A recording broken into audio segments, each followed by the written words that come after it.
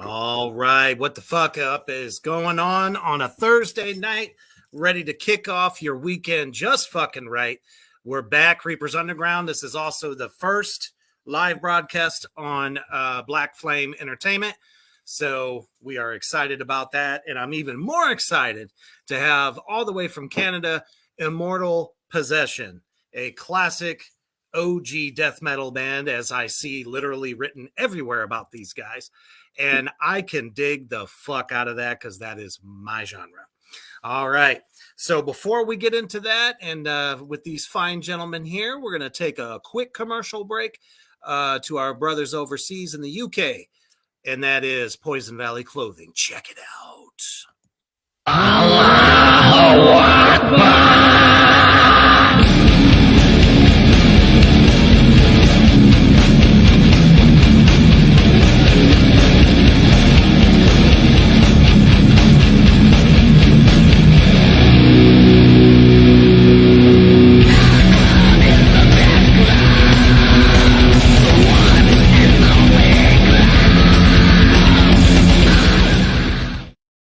All right. That's right. If you're looking for some customized horror designs or a fan of any of the bands that are represented by Poison Valley, check them out. Excellently low price, fast shipping, and high quality. So check them out on Facebook. All right. So welcome, Kyler. Welcome, Rebecca. Glad to have you. We have viewers that'll be popping in here and out. So as they come through, I will definitely let you all know. All right. So before we get started, share the shit out of this. Share it anywhere and everywhere. I don't care if it's a death metal group or personal page. I don't give a shit. Share this out now because we are in the presence of one of the, I'd say probably the best death metal bands I've heard in a long time. All righty. And including you all there, Immortal Possession. You guys can go ahead and share this also to any of your Facebooks. Doesn't matter. All right. How are y'all doing tonight? Good. Doing good, man. Good. Awesome. Yeah. Fantastic. Trudging through the snow. Yeah, it's snowing outside. You know, I was just going to ask about that because here in the States, things have been fucked up. Yeah, we just went from like having summer weather to suddenly, oh, there's a tornado coming. Oh, there's hail dropping. All in the span of 2 days. And I'm like, what the fuck? Yeah. Hey, man, no, I'm just kidding. The locusts. I'm just kidding. Right. This March, 75 years or something like that. Good. Yeah, yeah, it was a little warmer today. It'll be warmer tomorrow, though. Keeps the beer cold. Exactly. Yeah. Speaking of which, I'm drinking Canadian's finest Black Velvet. Oh, you know, I would be drinking Molson Canadian, but it's not on sale. So I bought the best. We bought beer. We bought the Coors. Coors is on sale. Buy that. Back when I used to just drink beer and like nothing else, Coors Light was like my go-to. Either that or anything that was import, especially Triple X and Molson Ice. Oh god! I used to drink fucking Wildcat, man. Wildcat was the shit. I drink Old English, man. Oh, there you go. Yeah, you're taking me back to the late 80s now. Yeah, it was one bottle and like done. Yeah. Liquid lightning. 40 hands. Yeah. Bad news. Liquid lightning. Yeah. All right. Before we jump into where we're going, we already got a question from the comment section. So let's check that out real quick. Kyler, longtime viewer, listener, we love you. He says, I'm always here. First question, what is your guys' favorite riff? Also, send that snow here. I'm burning up here, damn it. Nice. That was a great two-parter there, Kyler. Beer, too. Favorite whip? Actually, I think we could probably answer that after I ask you this first question. Okay. You guys founded in 1989. Yeah. Okay, so that is correct. We're talking about a 20-year career here. Everybody out there in Black Flame land. So we were one of the hardest things I've been able to try to find is any of the other records. Now, did you guys move between different labels or? No. Back then it was cassettes, and we weren't on a label. Yeah, it was all independently released. We didn't really want to be on a label too much. I know, we had some offers and whatever, but I don't know. Like, we had an offer with Peaceville at one point, but it was based off our first album, and it was a little more thrash, and we were going more death metal style, and they were like, oh, we want it to sound more like the first album, more thrash, and we're like, nah, we don't want to do that. And really, I don't really want to sell my soul at all. Like, I like owning our music. Like, we own everything that we do. So we kind of like that, because we can do anything we want, whenever we want, so. Actually, that is the best way to go. That's how any of the number of death metal bands I've played in over the past 20 years before getting into doom metal. Nice. It was our way. Nobody had control. We could do what we wanted to. Yeah. So no, I appreciate that 1,000%. I wish there were more bands out there today trying to make it, because everyone is still on this kick. I got to have a label. I'm nobody if I don't have a label. That's not true. Even in the managing that I do for a lot of bands, they're constantly like, oh man, got to have some label support. I'm like, that is just not how it works, folks. It helps with the perception of like belonging to a group, a family, or whatever. Yes, there's benefits. That definitely helps, but and some labels you're going to get a lot of cross promotional support from other bands. Mm-hmm. You'll promote their stuff, they'll promote your stuff, and so that's the kind of cool stuff that you can have from a label type of thing, right?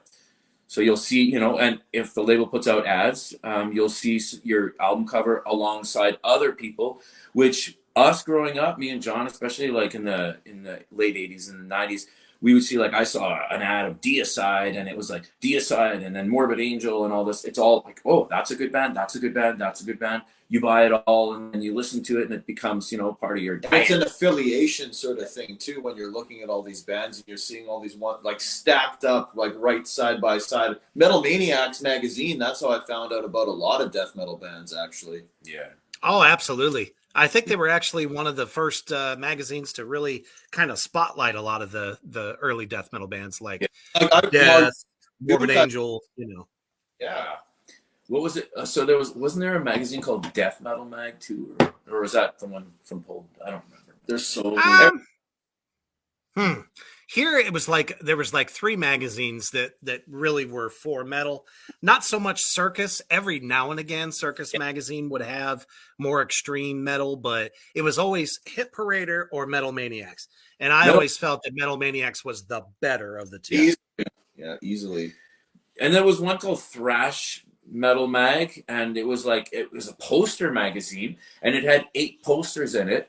And like, I remember having a Metallica one, I had a fucking Venom one, and then I think Megadeth and Anthrax and all that shit. So there was a thrash era of magazine too, like Thrash Metal Mag and stuff like that. Metal Hammer. Yeah, absolutely. So, It's very evident in your music that there is a bit of a thrash element.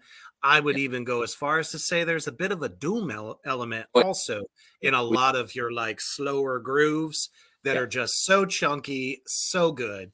we like But with like a lot of double bass as well. Because, most death metal bands you get, it's like blast beat, and maybe you get like a little bit of a fill interlude or just like a fast double kick kind of thing. And then it's right back to it. And I love the way you guys groove in your songs. And a little bit later, we're going to show a clip for everybody out there in Black Flame Land to get kind of a sample if you have not checked these guys out yet. So you got together in '89. What brought you all together? I guess, back in the day, like, we like metal, right? Like we grew up with Sabbath and all this, and we're like, oh, I want to hear something heavier. And then, so you start hearing Venom and then Celtic Frost, and then you're like, oh, like I want to hear more and more, right? So you're like, you're looking for it. So then you go to the record store, like we had Records on Wheels, that's what our store was called. And they had a lot of independent stuff. And so pretty much, I miss those days. Yeah. There was a bunch of us that like, we were all like kind of doing the same thing and looking for like, hey, I want to play something heavier. And then, so we have some of these shows, let's say in the late 80s, I think it was 87 or something. And it was Sacrifice came with Razor and Disciples of Power at this place called the Rendezvous. So a whole bunch of guys like me, John, all these other, we didn't know each other. None of us knew each other. And we all see each other. Hey, there's like, fuck, that guy looks like mean or something. That guy looks tough. Like, no, seriously, man. Like, and then Gil and all those guys were like, hey, look at those guys, man. They fucking look cool, man. So we meet all these guys like, hey, man, you guys playing a band too? Yeah. So our whole scene developed from going to these shows, and then so, we all get together and then we started doing shows and stuff. So, because we wanted to be like heavy, like I wanted to hear someone sing heavy, and it's like, fuck, I want someone to sing like Celtic Frost. And I ended up starting singing because nobody was doing it, and I'm like, I'm gonna do that shit, So. Absolutely, and it almost has a close to a Chris Barnes feel to it, but I would also say Morbid Angel as well. I can hear like nice, a lot of that in there. I like Morbid Angel a lot. And I like old Chris Barnes too. Like when you said Chris Barnes, I smiled because I'm like, not the new shit. Not the new shit, yeah. You see, I never know if I'm going to piss somebody off because there are the Chris Barnes purists and then there's the Corpse Grinder purists. And I'm just like, I'm going to take a chance. I'm going to throw it out there. Hopefully you think it's a compliment. Hell yeah. You know what? I love it. I like Chris Barnes. I like his vocals back in the day a lot. Like he's one of the best. Definitely one of the best. And I met him like because we played with 6 Feet Under once, and he was cool to me. Not a dick. A lot of people call him an asshole, whatever. So he was cool to me. So I don't say shit negative against him, whatever. I think he's probably an all right guy. Like I don't know, man, but I'm not gonna judge him based on all the bullshit that people fucking talk shit, So whatever. They do the same shit about Corey Graves too, the former Misfits singer. And every band that I know that has played with him had like no problems with them at all. Extreme righty is gonna get some sort of flack online these days. Yeah, for sure. Yeah, that's why fame is really not that important. It's great to have a legion of fans, especially in the underground, which is what Reaper's Underground is all about, the best in underground art and entertainment. So we have a core group of fans. Anything outside of that, if we stand out, it's like I usually shy away from shit like that. And some of the bands I've been in, so it's like I'd rather stay underground, to be honest. I mean, as long as your music is getting across the world, and in these days it's easier than it ever has been. Yeah, for sure. I don't know if you guys have ever used like DistroKid. Yeah. Okay. That's what we use. We put all our stuff out on there. But and Bandcamp. Shit. That's another great place. Bandcamp's great. Yeah, Bandcamp rules. I love Bandcamp. But they don't try to take all your money. No. And not only that, you're getting high quality file through a FLAC file. Yeah. Which super fucking important. Yeah. All right. So as you guys got together, how did you guys evolve? Yeah. Were you continuously playing all the way through these past 20 years? Take breaks, do other bands, anything like that? Or yeah, this is quite the story actually. So I'll let these two handle it because they were a part of the band through the whole time period. Awesome. Yeah. Well, we were session, and then what was it in about? What was it? 95 or 6 or whatever. John started a family, so he fucked off from the music scene. Is that not correct? Well, no. Go back to the beginning. Go back. Yeah, right out there. He fucked off, man. Let him say Let him start this one. So for starters, I was playing in a thrash band with you're our going way back. original guitar player, Right.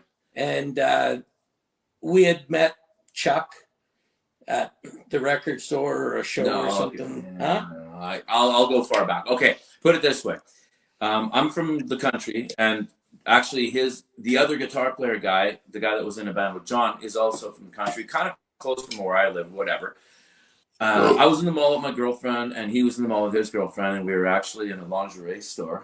We were shopping for lingerie for our girlfriends or whatever. I love it. It's funny. I'm wearing a leprosy shirt. It's a white leprosy shirt from Death, right? Nice. White shirts, but this one was cool. It had the yellow logo. It was nice, right? And then he goes, "Oh, Death." He goes, like, "We're looking for a singer guitar player." And I'm like, "Hey, I'm a singer guitar player and I sing death metal." And it's like, and back then, man, it was like 89 or something. It was like really rare because nobody knew what death metal was or whatever, right? But we discovered it because, I was playing shows with my other band, and people were saying, "Yeah, you sound like Obituary and all this." I'm like, "Who's Obituary? I want to find out." And you know what I mean? So I start discovering some of these bands or whatever. But anyways, so Dave says, "Yeah, why don't you come and try out or whatever?" And I was like, "Well, I got a band too. I don't really want to, but I'll come and hang out." So I went to John's place, and then we started, like, they jammed, and I sang and shit. And then that's when, like, it was like, "Oh yeah, fucking." I was like, "Yeah, these guys are good and stuff," but I didn't want to leave my own band, eh? So then Dave wanted to come over here, and then at that point, me and Dave, he joined my band, and then I had a bass player who was my buddy at the time, my cousin, whatever. And so he left John kind of hanging in the dirt for a little while, and then we got rid of the other guy, my buddy. He was unreliable or Well, whatever. it's not that. It's just a level of talent. I mean, I was young, right? So he's my friend and stuff, so I didn't want to, hurt his feelings or whatever. But then, we got to do what got to do. So then John comes in, and that's when we had Brian, as a drummer. Yeah. So we were a 4-piece, and that's when we started getting together, and we wrote the songs, and we recorded our first album at Bedside Recording Studio, which is a friend of ours, Len Milne. He's from Winnipeg, and he's got a really wicked studio right now. Very nice room. It's just killer. Back in those days, though, it was at his house in his basement, and that's kind of how we started. And it was all awesome. Yeah, it was all pretty much like it's like analog. It was 8 tracks, 1/4-inch tape. So we only had 8 tracks to work with. So we had to do everything like pretty in one take as much as possible. On the fringe. Oh yeah, guerrilla style. Nothing, that kind of shit. Yeah. Mm-hmm. Whatever. So we did that first album, and then I think a year went by, right? And then that's when we did our next album. Well, because we had wrote like a shit ton of music when we first got together, so it was like after the first album was done, it was like we're already writing material and had enough to release another one. Yeah, the first album, it was a cassette, right? So I don't know. People call it a demo, whatever. It doesn't really matter. Us, it's our album. It doesn't matter, right? So absolutely. We did send it to people, right? And that first cassette is the one we sent to Relapse and all those places, and it was Peaceville. It was actually Hammy that fucking liked us a lot, and at Peaceville. Yeah, at Peaceville, and he wanted to sign us. So it was like shit. But then, based on that first album, which is kind of thrashy, and we started recording Delicacy of Disease, our second album, which is more death metal, and we sent that to them, and they're like, "Oh, we kind of like the first album better. Can you go in that direction?" We're like, "No, we don't want to go in that direction." Imagine his surprise.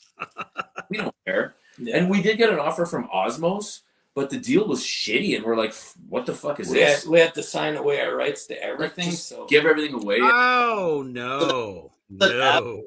All these other bands, like even Enslaved, I don't think they owe any of the rights to their Osmos. I don't know, but it was so bad, and it was like, it would be popular and famous, but I don't give a fuck about fame. I give a fuck about my soul, my spirit, like the music keeping the integrity no matter what. Yeah, the music we make, dude, is our babies. Like, this is like, for me, it's my legacy. It's like, I don't have kids. These guys got kids, but I don't have kids. So my music has to be what remains for me. It's my legacy, right? So I want to make sure it's fucking kick ass. And that's why I got these guys in the band. They're killer, as you've heard. Out of the 5 records, I mean, I've always there's nothing more honest than that. I agree. How many times do we see Metal Injection and some of these other metal news, reporting places that are constantly saying, "Oh, so and so band is, in a legal battle with, their former label or something like that." It's like the last 20 years, these labels have just been literally screwing over so many metal bands, and that's not to, yeah. And it's not to say that, all labels are bad, but there are a lot of them that are have that like 1950s mentality. I'll give you the fame, give you money, get you out there, get you on big tours. But in the end, you try to leave, all this shit's mine. And it's like bro, it's how are you supposed to recover from that? Like, and the thing is, they give you a big loan. They don't say, you're signed, but really, it's just have you by the worst part. Huge loan, right? They have you by the balls, and then you got to pay it back, and you got to pay them back before you could make your money back. So it's correct. All 3 of us personally know a bunch of people in the industry that have been screwed over by labels. Like, I've heard so many stories that just like it's turned me off big time of dealing with, especially major labels. Like, I mean, man, never in life will I ever do that. Well, I've been down with Greg Christian, member, so he's told me some stories about his Testament days with Atlantic Records, and big labels like that. Big labels, man. Yeah, but you know what, man? Like us, that's like right, Kyler. We could do anything we want, man. Like, seriously, like at any time. It's like, hey, man, you want to put out a 3-song EP? Okay, let's do it. Like, we could fucking do that anytime we want. And it's like, we do everything in house. We do all drums. We do recording vocals, I track guitars, my own tracks. He tracks we himself. do, nice. Everything. It's all in house. Yes. So, we don't need motherfuckers, but it's nice to have you. What I mean, like we need people too. We do outsource mastering and like that sort of stuff, right? We got Jamie Sitar to master the Immortal Possession album. There's certain people that we do rely upon, of course. Yeah. I mean, you kind of have to at some point if you can't do it yourself. Well, and it's just we choose certain ways, right? Well, yeah, I wouldn't want some things that can be done better by farming them out. So you make those sacrifices, right? Exactly. It's like exactly. Sure. But when we make videos, we have a friend of ours named Dylan Bailey, and he's a younger kid. I call him a kid, but he's in his 20s, whatever. I'm 50. No, that's a kid. I call him or whatever, but no, he's a great guy, man. And he comes and he brings one of his guys, and then so he's pretty. He's got pro cameras. Yeah, he's really pro. So I like working with him. So me and him will like talk together, and we'll I'll kind of direct, and and he'll know exactly. We can communicate very well. He did the mass murder video. Yeah, the one you're going to show the clip of later. I'll usually, I'll get him to film for me, and then I'll do all the editing because I'm pretty particular about what I really want to see. Like I'm really like. I don't know if you've noticed on the video, but I'll always try to cut to a different guy. Like I try to make it, on time and everything. I hate it if it's fucked up, man. Yeah, everything is timed very, very well with this video. So many times it's like when you're almost doing a somewhat of a pantomime thing, or if you're playing live, but the person who shot it can't sync up the track with you guys playing at the same time. It drives me fucking nuts. Oh yeah. Yeah, we can't stand that. You know what, man? Sometimes I don't blame you. A video to Facebook and it'll fucking lag, and I'll be like, no fucking instantly way, delete. Instantly delete. It's like fuck that, man. Yeah. We're suckers for that. It has to be lined up perfectly. Yeah, I hate that shit, man. No, there's nothing wrong with that because that shows professionalism, dedication, and belief in what you're doing. Right, we're in the era of the lyric video, which again, I'm not totally against them, but let's face it, most of them suck. Music videos are way better. I agree with that, but There's some pretty. just like for me personally, there's a few really good ones. For me personally, my lyrics are really important in Votov. Oh, very much so. I know we're talking about Immortal Possession right now, but in the other band that we play in, Votov, they're very, very important. So I like to have lyric videos so that people can actually read the words and see, oh my God, what's this guy saying, right? Because I pronounce too. But Immortal Possession, it's like, you know, more about religion, you know, religious hypocrisy, whatever, gore, right? So I don't care as much, and it's different era of writing lyrics for me. Those are old songs, right? Whereas in the other band, there's newer lyrics which are like really good compared to these. These are a 24-year-old that was writing those, or a 22-year-old, however I was, and now I'm like, you know, smarter. So. Oh, we're definitely going to get to Votov in a bit because I figured out that connection because I think we have a mutual friend. He goes by Kober, Brad Koberinsky over there in Canada. He runs the Stone Deaf radio show. Him and I have been we become friends since I was in Black Tar Superstar, and he was pushing that stuff, and now he's starting to get with my latest project, Iron Serpent. And when I put the ad out, he's like, "Those are my dudes. Votov rules," and I'm like, "There's awesome. A connection. Okay, there's something else there. Killer." Right. So we'll definitely get to that. Right on. Okay, so you guys have been doing it your own way the whole way, and like I said, that I've told other people, I'm like, these guys could have been signed 1,000 times, but I totally understand and get just kind of like you guys were smart enough, you were intelligent enough to know that you were going to get screwed in a lot of these different situations. And, at the end of the day, artistry, integrity, and heart, that is something you don't want to give away. So any of you would-be bands out there, and we do get a lot of them that watch the show, just because you get a deal doesn't mean it's good. Don't sign your life away thinking that everything is going to be gravy, because there's a lot of band or labels out there that are going to be like, oh yeah, we're going to invest in you, but are you willing to invest in yourself?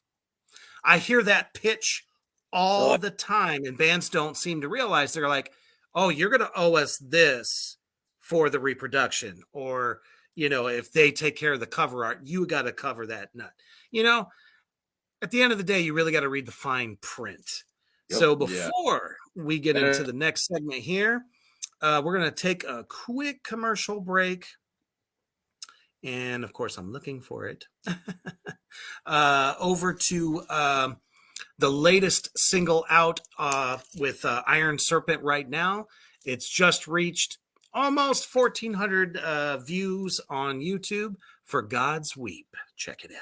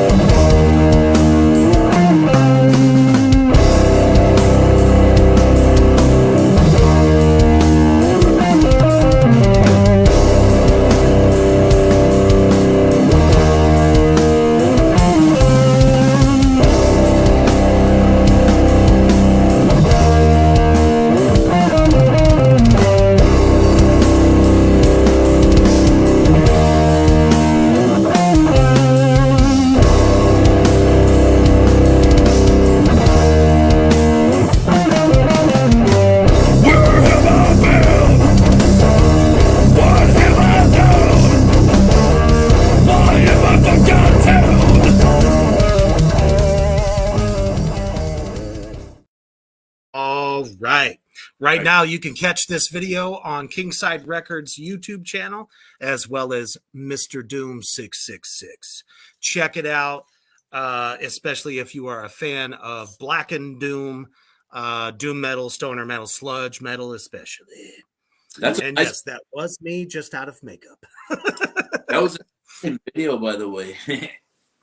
Thank you. Yeah, I mean, I owe all the credit to Eric Silver, who did that, which was our former producer here, and just did a fantastic job. Is he related to Josh Silver from Typo Negative? Yeah. No, I'm sure he wishes. Typo is like one of his all-time favorite bands. That's my favorite band, eh? Yeah, we love them too. My favorite band. Oh, we're huge on that. We love definitely love Typo. Me And too. there is one band here in the States that is keeping that legacy alive, and they're not a tribute band. They're called October Noir. Yeah, they're awesome. They're awesome. Oh, have you heard them? Oh, Okay. Yeah, they're one of the bands I represent right there out of Orlando, Florida. They are just carbon copies. I was gonna say they look exactly and they sound yeah. sound like them. It's ridiculous. Yeah. It's mortifying, but I love it.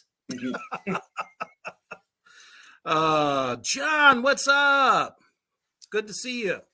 Longtime viewer and listener as well. Awesome. So, all right, let's get back to you. So the new album is The Resurrectionist. Yeah. So I definitely get some undertones. Obviously, I am also one to smack religion in the face. So what is the overall concept for this record? I love the cover, so I'm going to pull that up real quick so our viewers can see it. It's fucking gorgeous. It is. It says it all right there.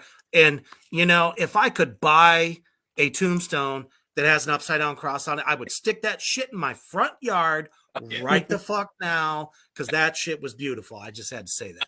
Was there anybody, obviously you had somebody do the artwork for that? It was Chuck. Yeah, man. I do Nice. all I the absolutely love it.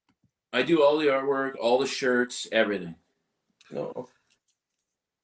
I think we're kindred spirits because even though I'm the drummer, I do lyrics, I do t-shirt ideas and all that shit. So Yeah. that's awesome. Yeah. Yeah.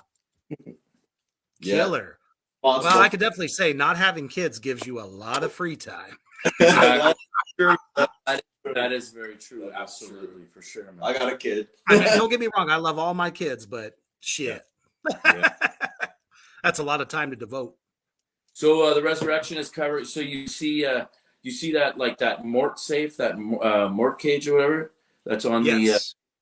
So basically, I guess part of the symbolism, of course, is like, and then you know about what's it called, night doctors or what were those, like resurrectionists, people that will go and steal corpses, right? Like and sell it to medical establishments or whatever for whatever.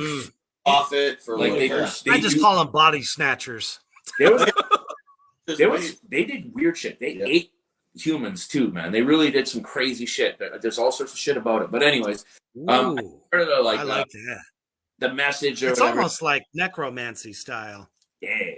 But anyways, it's like I think just kind of like a rough thing is like, you know, our music comes from like, and you said 20 years, but it's actually 30 years because like it's 89, right? So, you know, like, I can't fucking count. Yeah. So it's been buried for kind of that long, like, you know, not really 30 years. Hadn't really released anything since it's been buried, so, and it's been protected too. And it's like, you know, from being robbed or whatever. And then, but we chose to fucking like open that fucking coffin and let this music come and out. reform again in 2020. Yeah. That's when the rebirth happened. True. Thank you, John. John's joining us live right now from his hospital bed. Right. He just underwent some surgery. He is a huge metal fan. So how you doing? Glad that you were able to make the broadcast, brother. Yeah, man. Hope get well. That's dedication. Yeah.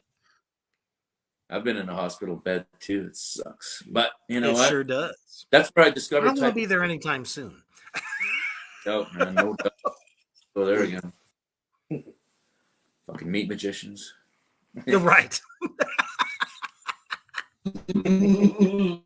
Peter Steele taught me that one. Meat magician. Yeah.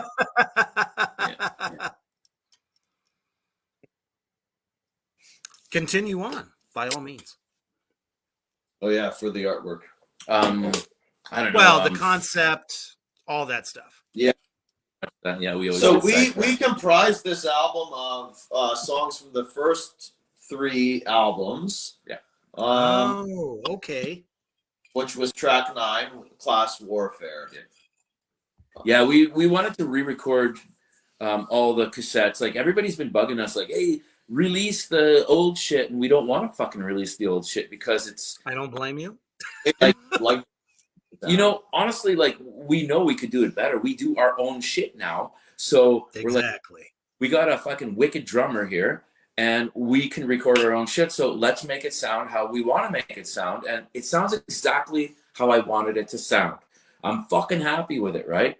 If anybody hates it and they go, oh, it sounds like fucking not modern enough, fuck them. I don't give a shit. I don't like modern shit very much. Like, I don't. I don't either. I like raw sound. I like it fucking mean and raw. Like, I like death metal sounding like, I don't know, a little bit like this, not fucking. And it's not studio doctored our stuff either. Yeah, Like, we try not to Right. do that. It's Yeah. definitely old school, like performance. It's all about the performance. We try as much to stay like that. That's why we did the DVD, like the Immortal Possession. Just to prove we can play live it, DVD. yes. We did that so that it was actually supposed to be live on the internet, but something happened. It was some European thing, I think, right? Yeah, we had Yeah. this guy that was going to do a live stream for us. Our label was hooking us up with this guy. Yeah, so we were going to do this, and then Okay. and we thought, well, you know what? Like, something happened where it wasn't going to happen, so we said, fuck it. It was And during I knew the pandemic. I knew this was going to fucking happen, so I says, let's do it anyways, and we'll record it so that we could put out a fucking DVD. And capitalize on Fucking the, right, the man. occasion anyway. That's Fucking even better. Yeah, Yes. exactly. So it exactly. didn't happen. and Our we're DVD like- sold quite So we're well. like, yeah, you know what? I'm gonna fucking, put so when we filmed it, we did 2 takes of the entire DVD. It was like 13. It was an hour-long set, 12 so whatever it was, So right? 2 hours of pure playing. Yeah. So we did two takes, like we did 2 full sets, and I ended up using the entire first set except for one song. I used the second take or whatever, but we played fucking killer, man. And I was like, fucking man, I'm so happy. He Like, knew that we had I it was in like, the bag. we the got first this in the set. bag. So Yeah. the second set was like, whatever, man. Like, you know what I mean? So, but it was, I totally get that. yeah. And we had our buddy Dylan come in, and he filmed. We had another camera going. We had the cameras on our guitar. We had like, 2 really headstocks. nice cameras going at the same time. Derek This is had what his the behind footage him, we used so- a lot of, right? Yeah. So I think we had 5 cameras running, and I got to fucking choose all the angles, like, and straight live, like fucking, like right fucking real life. You know what I mean? So, and that's what we sound like, and it's like I want people to see that because everybody can fake the shit out of everything nowadays, and it's like, you know what I mean? Like, come and see Oh us. yeah. Come and see us live. We play like that, Because I've seen bands. I've always said the mark of a great band is the one that can reproduce the record live. Correct. I don't give a shit how well an album is produced. Yeah. If you can't do it live without, too much electrical help, Yeah. it just doesn't sound right. I can name so many fucking heroes I've heard in the past where it's like the record was banging and you saw it live and it's like, wait a minute, this just doesn't sound the same. Now, there are some bands that can do it, but you can always tell who had like all those little extra, soundboard guys making you sound better, especially when it comes to vocals, Yeah. So I can relate to this 1,000% because my first tour with Black Tar Superstar was a live stream tour during the COVID era because we got signed during that time, and it was like, but you can't play shows. Yeah. How do you get out there? So that's what we did. The GoPros and shit like that was super fucking cool. Yes. Unfortunately, we had to rely on a sound engineer to like mix it after the show was done. Right. But it was a blast, but boy, was it fucking weird. It is weird. It's So weird. taking you out of your element, basically. Like, you know what? We've actually done. There's no energy. No, You know what? We did with Votov. We did a live. What was it? Red Tie. Red Tie Live. Red Tie Live on Facebook. People could search Red Tie, like REDTIE, Immortal Possession. It was Votov. Sorry, it was Votov. And that was awesome too. 2020. And that was that makes sense. yeah, and that was like that wasn't the first metal show. We actually played the first metal show. What was that? The first metal show In North America. in North America after the first wave of the pandemic. But wasn't so? It was like that. You guys suffered the hardest too, as far as like the COVID restrictions. Yeah, it was filmed live by the Village Idiots. That's right. It was filmed live by the. We did some stuff I don't even remember. We did quite a bit. Yeah, we never stopped. During the pandemic. During the pandemic, we just kept jamming. We just kept going, man, because it's like. What the fuck's a lockdown? We just kept doing it. Sorry, but I'm gonna continue playing music because this is That's what we did. We actually tracked the Resurrectionists during all of that. Yeah. Oh, that's badass. Yeah. And so there you go. We got something fucking done that's worth awesomeness to me. Like to me, that album, man, I love it. That's one of my babies, man. Thank you. Like, I'm gonna hug you. That was the put up or shut up period of time for metal bands like us, because you know there were the ones that just sat back and well shit, I'm just gonna lock myself away and write, or the band continues to secretly gather like a coven and get shit done, and that's really cool to hear. Yeah, I know bands that have like they stopped rehearsing for 2 years like straight. And they continued to pay for their rehearsal space because they were only allowed one person at a time. So they just kept their equipment. That's kind of pussy fucking. That's pretty pussy if you ask me, but whatever, whatever. I think the worst thing that happened though during that time is super fantastic venues closed. Because they just couldn't stay afloat. A lot of family-run businesses. And not only that, though, man. Like now you're seeing there's a bunch of bullshit like restrictions and not only that, but I'm talking about also venues charging like extra merch, fucking bullshit. So now bands are saying, I don't think I want to tour anymore. So now international bands are going, yeah, fuck it. So European bands, they're gonna say, fuck North America. They're not gonna come here. And then for us to come to the US, it's almost impossible because your government wants to charge us like fucking $1,500 visas each guy for a work visa, and it's like fuck that. How shit, can we man. profit at all? Holy shit balls! Every time we want to travel, and that's why we've never, like myself and John. Derek's gone to the States in his other band, like Evil Survives, but me and John have never gone to the States because we never wanted to pay the fucking bullshit. And we almost went once. Yeah, we almost went once. You have to have like an American label. Almost once. No. Trust me, man. It's the same on our end because I personally have had fans since I was in Black Tar wanting us to come over to Canada. Yeah. And it was just so financially burdening that, we just couldn't make it happen. But you guys don't have to. So I feel it. Canada, though, man.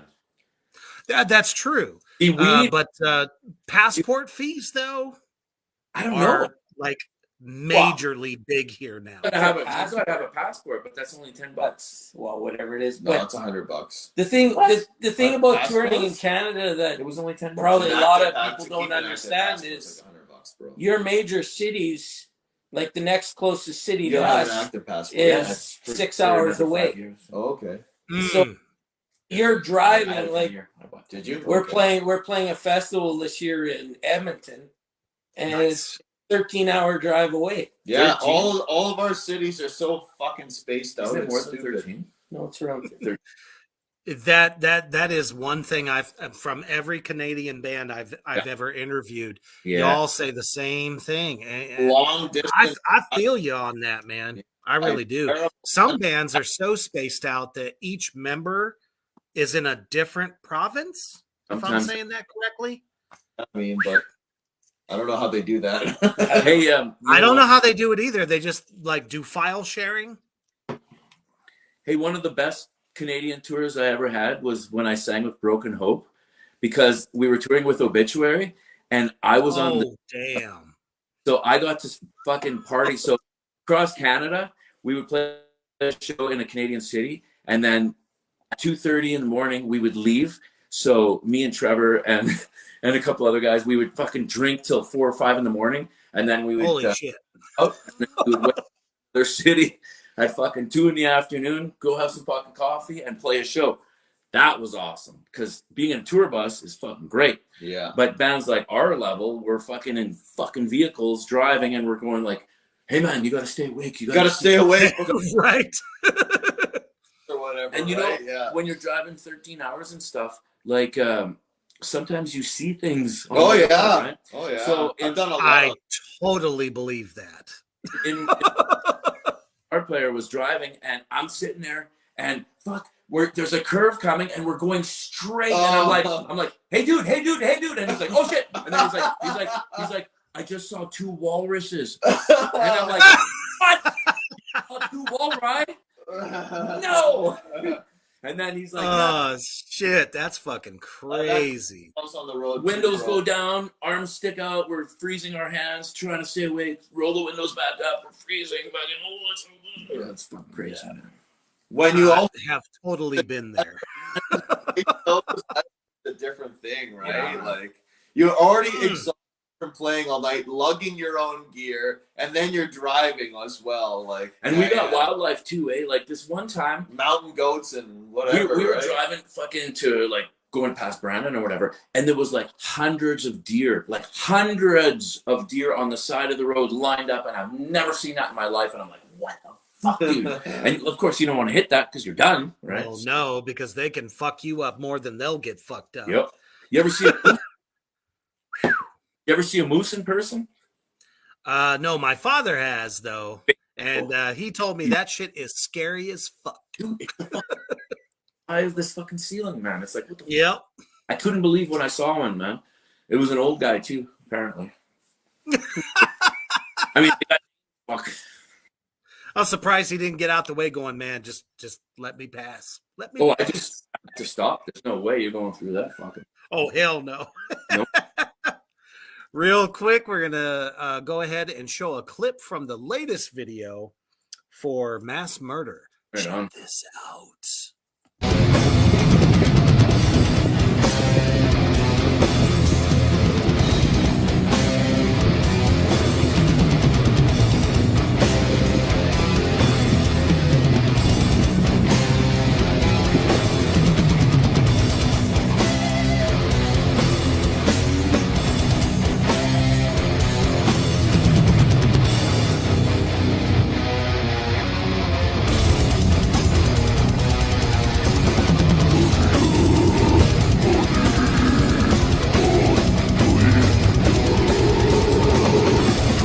The GoPros? All right. We didn't have any of that. So, if you don't know by now, these guys fucking rock. And I don't just mean rock. I mean rock fucking balls. If you are a death metal fan, even, a thrash fan even, across the board, Immortal Possession is the band for you. The album is The Resurrectionist. And you guys are on Bandcamp, so we need to make sure that we let everybody know where to go. How can everyone get your music right now? You could tell. So Bandcamp for sure. We're on Apple, we're on Spotify, Amazon Music, Deezer, YouTube. We've got our own YouTube channel for both bands. Absolutely. Yeah, CDN, our label, is a really good one, especially for Immortal Possession. Right now, he's got a bunch of bundles online. So if you're interested in stuff, we've got really high quality patches. Really nice. I love patches. Our patches, dude, holy shit. Like, we got these patches made wherever. And I was like, seriously, it's like, it's not around here. That's sad. It's sad. I like around here. I'm telling you, I really For do. sure. But fucking make these fucking patches like these motherfuckers. They're so tight. The stitching is beautiful. It's like Wow. holy shit. This is like, like pure, like nice. Like, you've seen nice patches, obviously. Fucking, you should grab a patch and fucking stick it right there. I was about to say, I need to have this on my vest. I must have it. Yeah. For real. Oh, So you heard it here, folks, out there in Black Flame Land. Votov patch too. We got a giant, a foot long Votov patch, and that one's killer. I'm putting it on a hockey jersey. Nice. Killer, man. That is very appropriate. Dude, I'm gonna put a Votov patch on the front of the jersey, and I'm gonna have a Votov here, and another Votov here, and then I'm gonna have a 3, and then a 6 on the back, and a 9 right here. Show them the sticker. Nice. That's my thing. Kyler says, see, I always appreciate new music because I need a good mix.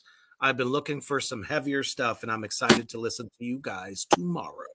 John, cool. That's awesome, Kyler. Check this out. This is one of the patches. Oh, yeah. Yeah, I definitely got to get one of those. I must have it. It's It's got got the purple on It's the got back. the glue on the back there, and it's Yeah. Absolutely. nice tight threads. Good tight threads. Yeah. Votov sticker. This is a beer called Standard Lager. It's a Manitoba Canadian beer, but it's now went Nice. business. it was over 100 years old. And you know what's funny? I don't know if you noticed about the Votov logo, but if you put it in a mirror, it's gonna be the same thing. Yep. All right. You can turn Totally appreciate that. you can turn it see through it, which you can't. Made my dad roll. Right? So let's actually talk about that for a second. So are all three of you part of Voltov? We are Yes. Votov. Yeah. We are So okay. tell them the rest of the story, basically. Like I must have it. Okay, so anyway. here's the rest of the history. Yeah. Okay, so when Immortal Possession was like when John was gonna have a family or whatever, he stepped away from music, and I started Psychotic Gardening, which was a doom metal band, and it was like a 6-piece. So it was a keyboard. I sang and played guitar. Nice. There was a singer. There was another lead guitar player, a bass player, and a drummer. Vastly different from both. Oh yeah, very different, very different.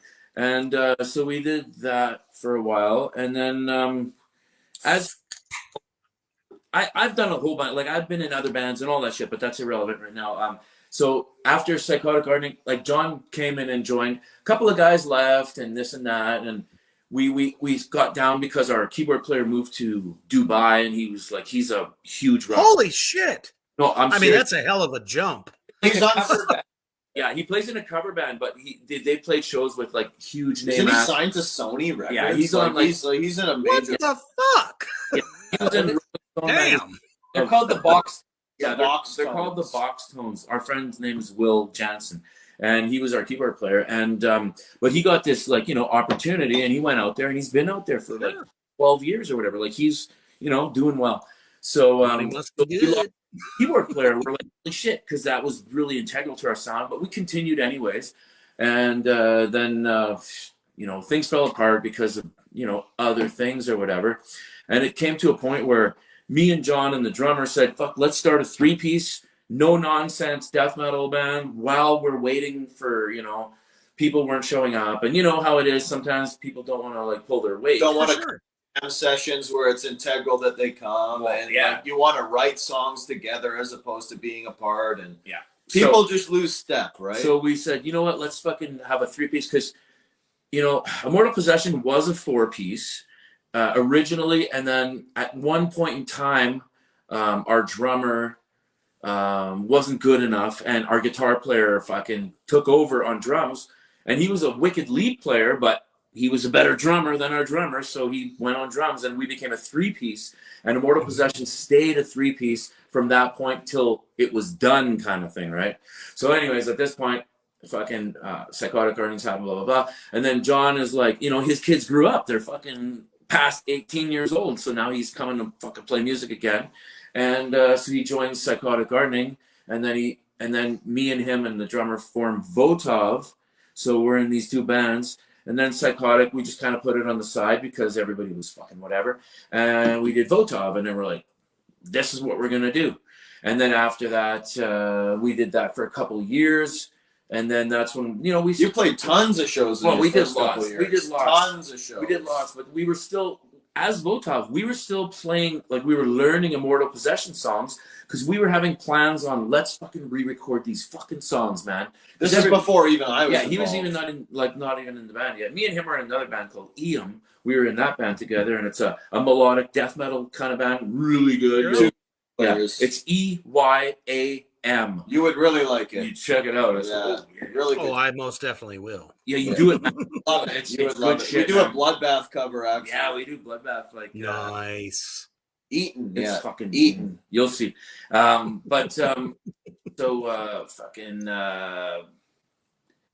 We're fucking. We recorded the first Votov album. Right after we recorded, the drummer decides he doesn't want to tour. He doesn't want to play live anymore. So we basically just said to him, "Look, if he's gonna miss it, yeah, you're either in or out, right? You're in or out. For sure. We're not holding back. I've already stepped away from music for 8 or 9 years of my life. He had different goals than us. We want to do big things. He just wants to play in his garage. We're not interested in that. We want to make products. We make a lot of shirts, dude. Like we sell tons of shirts, man. Like, we make stickers, shirts, everything, man.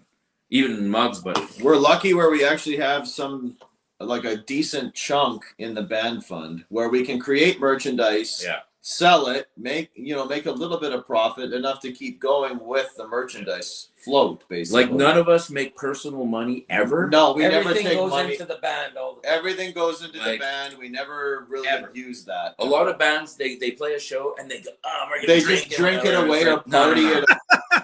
None of that. That's going to kill you every time. Yeah, this is I drink a lot, but I pay my own drink. We never the money that we get from the shows. We treat it like it's work towards to put back into the band. Well, it's a business. It's a business. But it is. At the end of the day, everybody out there in Black Flame Land, if you're in a band, you better be treating it like a business. Otherwise, what the fuck are you doing? Exactly. 100%. Well, that's why we actually okay, so a lot of bands will play for free or $50 and shit. We don't do that shit. We're like, no, we value our fucking art and our music, so we need to get paid like a professional band. Like all these bands playing for free and shit, it's making bands like us not able to play shows because we're not gonna go $50. Like fuck that shit. Would a carpenter leave his house for under that? Like, come on now. It's nope. You want to do for $50, eh? You want to do my roof? Yeah. People are gonna see it. They're gonna see your nice job. Look at his job. You can get some fucking some exposure. Look at his right. Company, everybody. Your fucking house. The thing is, if you're a traveling band and you're going from city to city, there has to be some sort of guarantee, and if there's not, then it's really tough, right? Absolutely. Yeah. Gas is expensive more than ever right now too. So you ain't bullshitting. Yeah. And cities are like we were saying earlier, very few and far between. We got to travel 8 or 9 hours just to get to and from. Damn, that's crazy. Either way, 2 hours in a major metropolis, right? Like it's a different ball game where we're at. Yeah, I understand. Believe me. After that first album was recorded and the drummer stepped away, me and Chuck were like, well, whatever, let's just keep going.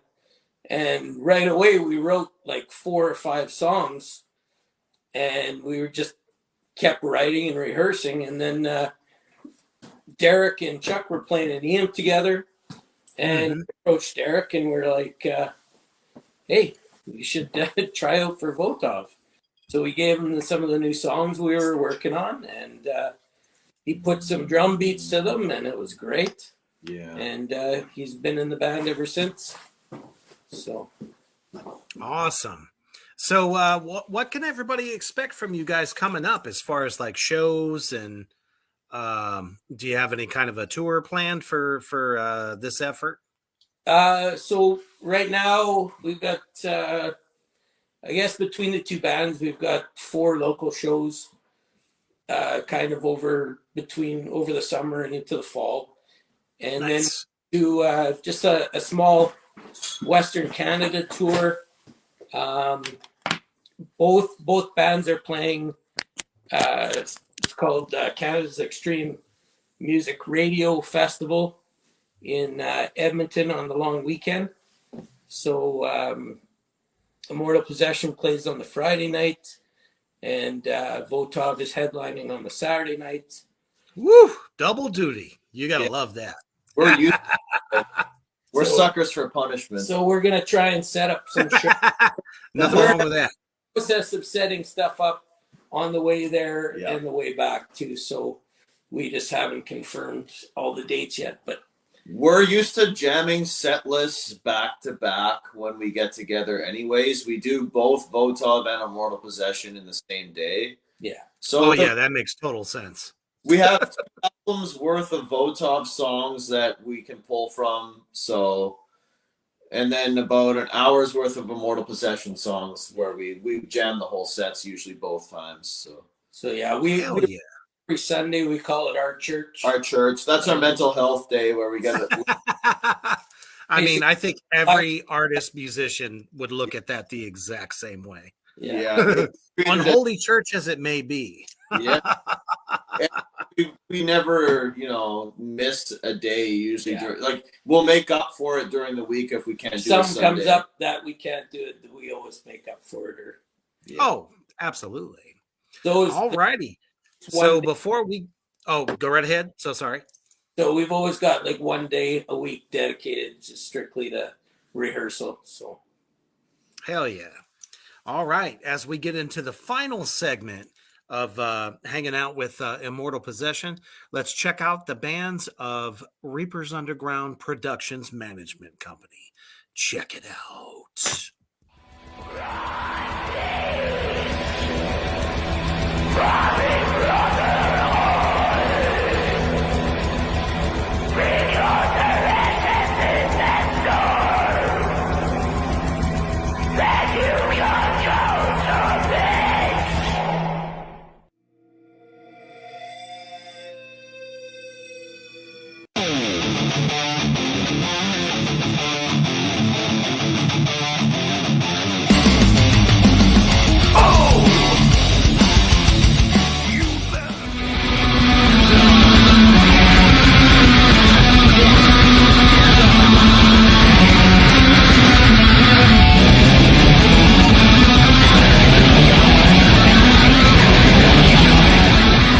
Residents, go in and stay in your houses.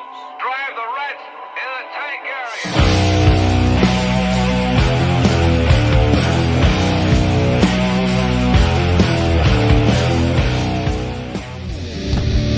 Stoned up by the river, where darkness resides.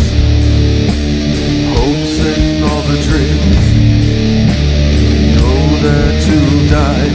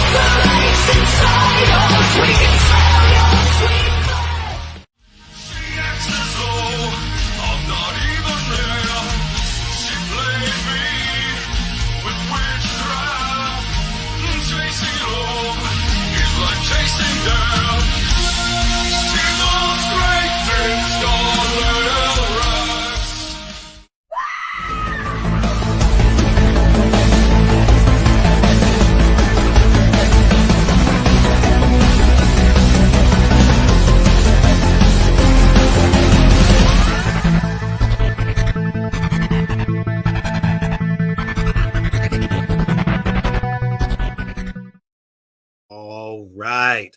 That's right. If you're a band out there right now that is lacking any kind of PR for yourself, check me out. If I love your shit, I will push you to the ends of the earth.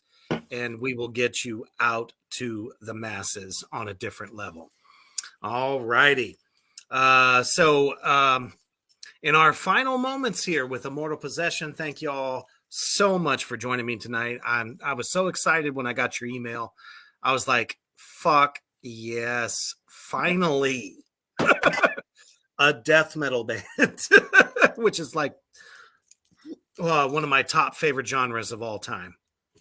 So with all the fans that you've made tonight, as well as the fans you already have, what do you want to leave with the people? I say the most important thing you can do is support the bands that you like any way you can. If you can't do it financially by buying merchandise or going to shows, share posts. Get the content out there. Yeah, get that content out there. Like Rebecca. Show it to your friends. Yeah. You know? Make Spread sure the it's word. known to other people. That's it's all about word of mouth, spreading the word online, all of that. And right? It goes a long way. Back in the day, Absolutely. Right? Yeah. You know what, man? I super appreciate the fans, and I really appreciate people like you and everybody that does like the promotion stuff. There's so many of you guys that are so awesome. And I know, like, I don't talk to people a lot. I fucking, like, I'm a recluse. Like, I hate being online. I don't want to talk to humans very much. And what? Yeah. But, you know, I just want to make sure that the fans and those people, like, don't think that I'm fucking, I'm an asshole. I'm a total prick, but I'm not to them. I mean, honestly, like, life is just weird for me. And it's like, I don't know, man. So I just want to make sure that people know that I'm not trying to fucking, like, you know, if I don't answer somebody that asks me a question, it's because I haven't been on my phone for 4 fucking days, because I will go 4 days, because I could see fucking double in 4 days. I understand that all the way, let me tell you. I don't want to be in society very much, like DRI. I don't like society or whatever it is. Awesome. The old days. Thank you all so much for joining me tonight. And like I said, anything that you guys have coming up, send it my way. I will make sure to repost that shit and let all of our viewers and all my followers know, because God damn it, it's just great death metal. Yes. Period. Point blank. And I always will bring bands of this caliber to the forefront, because if you don't know about them, you need to. Keep searching, keep looking. Thank you guys so much. Appreciate you. Thank everybody out there in Black Flame Entertainment Land for joining us tonight. And most importantly, as you're getting ready to go into your Friday and you just don't know how that day's going to go, you got to remember one thing. Stay heavy.